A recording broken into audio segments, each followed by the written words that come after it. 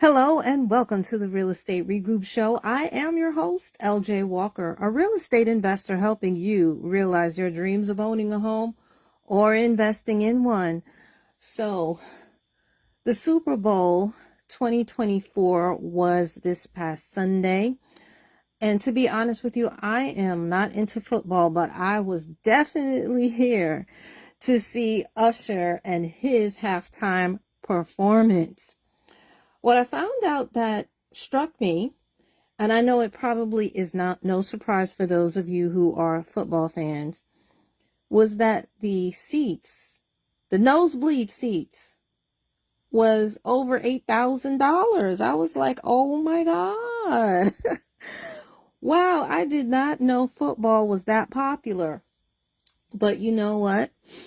I was putting two and two together, and there are a number of things that I finally realized after seeing how much money is paid to go to see Super Bowl.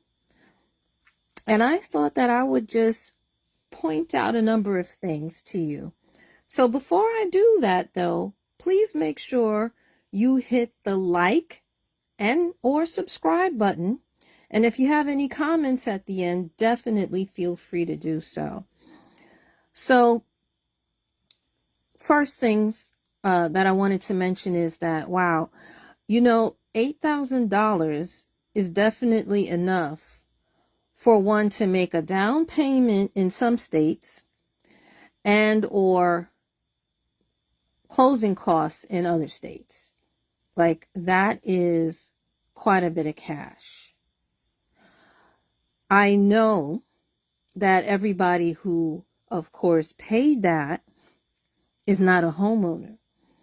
And some of those same people will turn around and be like, oh, I don't have any money to invest in real estate. But they probably go to Super Bowl every year. If you were, just think for a second, you could take 2 or 3 years where you do not go on a Super Bowl trip. You could take that money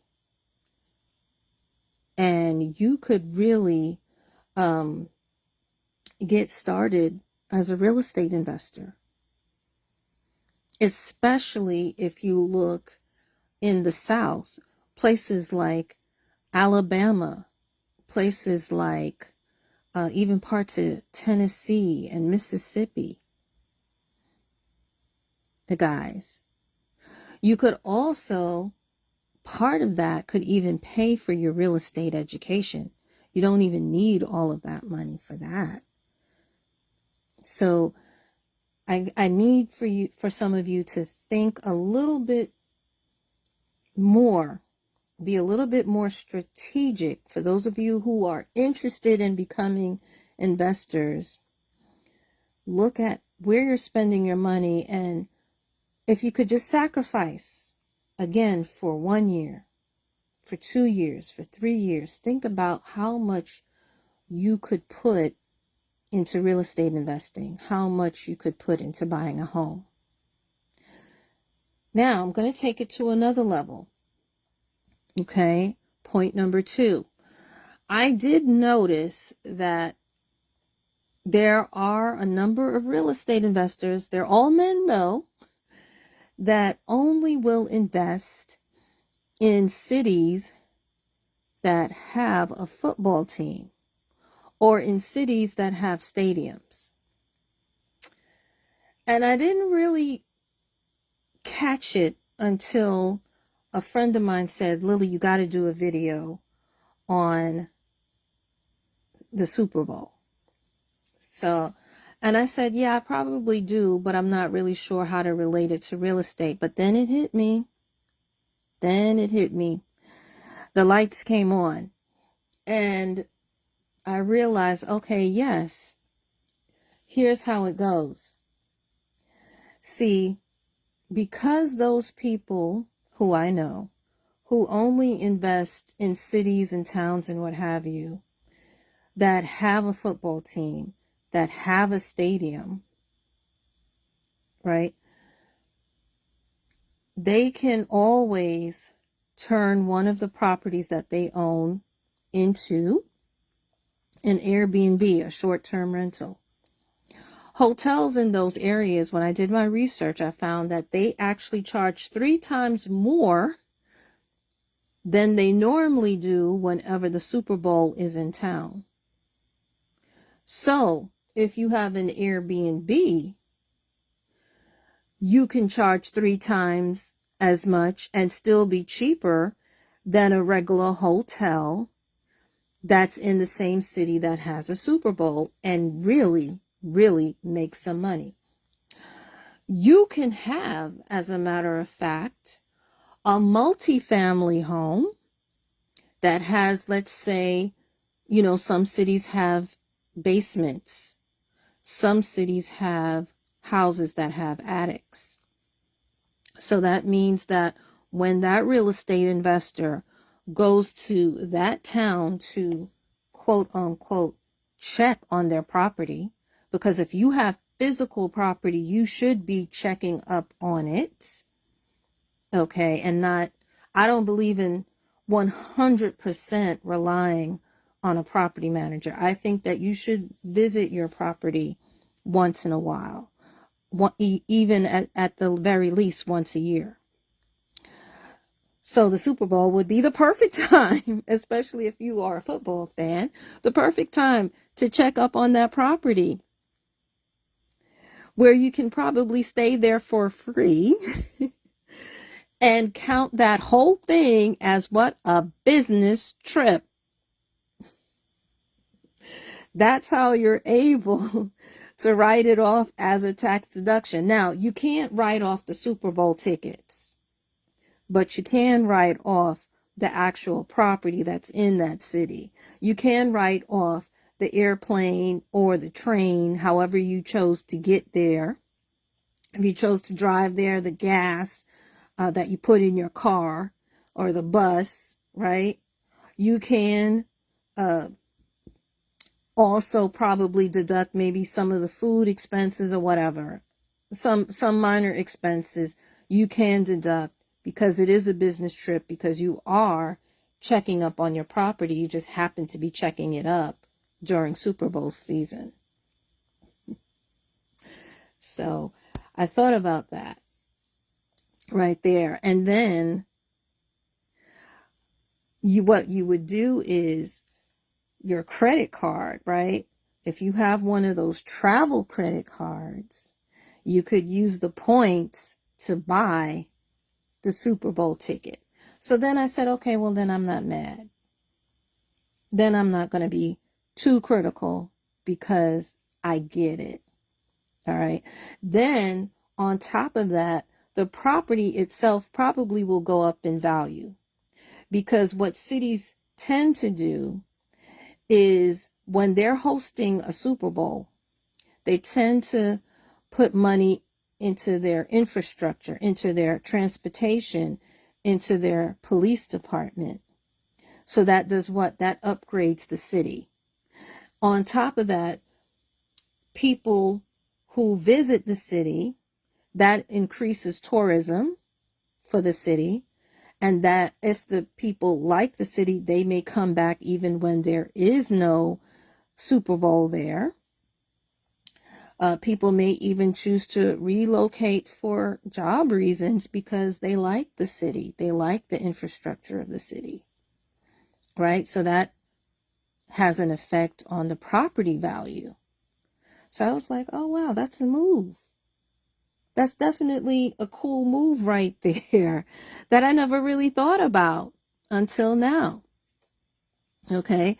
And a lot of times, not always, but many times, many of the host cities do make more money than what they spend when it comes to Super Bowl, whenever there's Super Bowl going on. Okay. Because a lot of times the hotels are filled up. A lot of times they have no choice.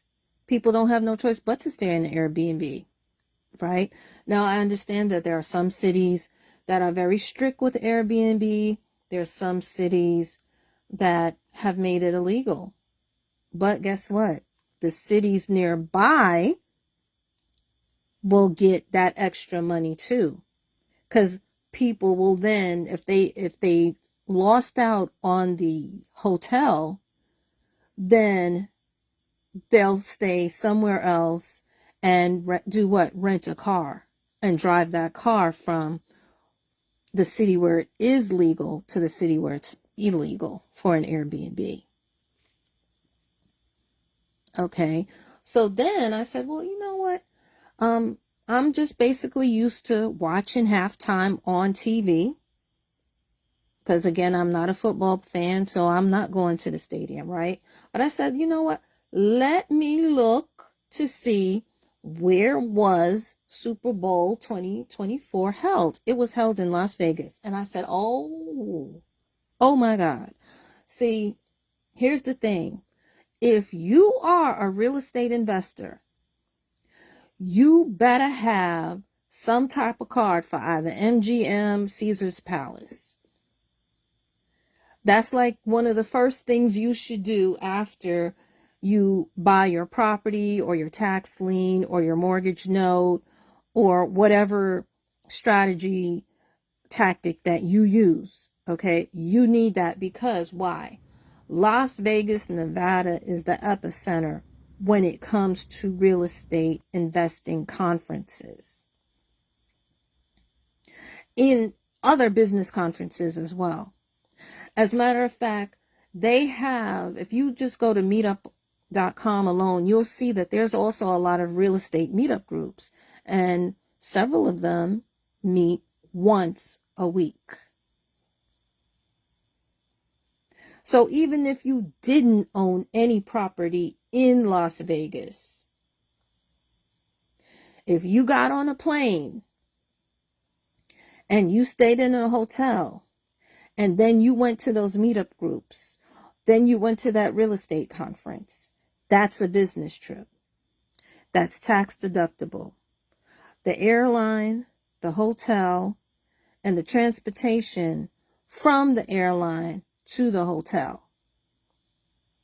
Now, you would use the card, right?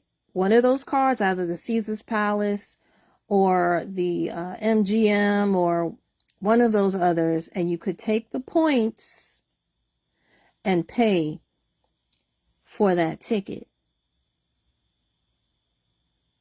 if you have enough. You could pay for that ticket. And that's how you would be able to save money when you are traveling to some of these big events around the country, particularly the Super Bowl events. And now I'm going to bring it to another area. Being that besides real estate, I also invest in the stock market. I notice even when the markets are down, there are certain companies that do well during this time of the year. And I notice that if you are invested, let's say 1 week before the Super Bowl, then the Super Bowl comes, and then you take that money out after, oh, you making some cash, and you can then use that cash to do what? Buy real estate. Because that's how I do it. Okay, so those are my tips, tricks, plays, if you will, when it comes to the Super Bowl. If you have any tips, tricks, plays, ways to get to the bag, ways to make a bag on the Super Bowl, drop it in those comments. Feel free to share it with me, and definitely feel free to share this video with friends, families, acquaintances, etc., etc., because sharing is caring. Each one, reach one, teach one. Bye for now. Until next time, have a good night.